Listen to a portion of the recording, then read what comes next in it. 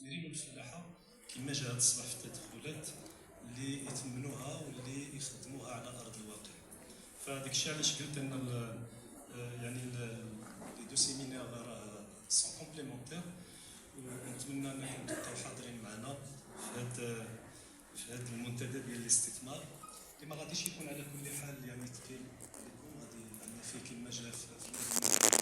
السيده ورزان انه غيكون عندنا جوج ديال لي بانيل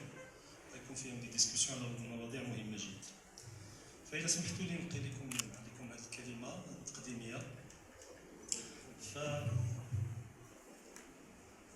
السيد رئيس الجمعيه ديال الملتقى الدولي للتمر بالمغرب،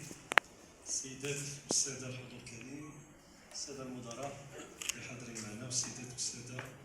والحضور الكريم، يشرفني ان افتتح اشغال منتدى الاستثمار في سلسله التمول المنظم على هامش الدورة الرابعة عشرة من الملتقى الدولي للتمر في المغرب من طرف وكالة التنمية الفلاحية بشراكة مع مجموعة القرد الفلاحي المغرب والوكالة الوطنية لتنمية مناطق الواحات والشجر الألبان المزهوة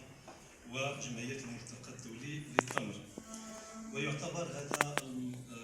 المنتدى المنظم تحت شعار الاستثمار المسؤول من أجل تنمية نخيل التمر والواحات محطة سنوية بارزة لتعميق النقاش وتنسيق الجهود وتبادل الخبرات بين مختلف المتدخلين والفاعلين في هذه السلسلة الحيوية. إن اختيار هذا الموضوع الاستثمار المسؤول، كلمة مسؤول أنا ما اختارتش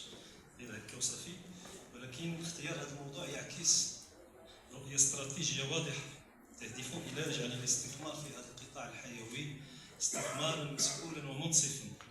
ويعزز العدالة الترابية ويكرس التنمية المستدامة انسجاما مع التوجيهات الملكية السامية.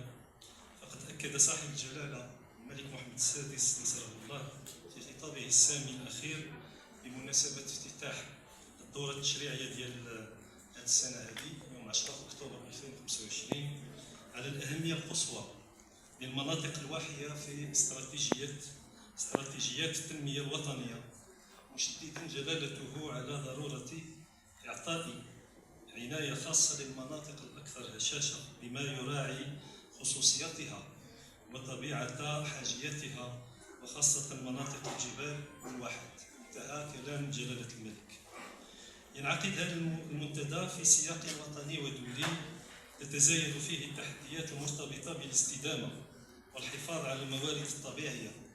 ويجعل من الاستثمار المسؤول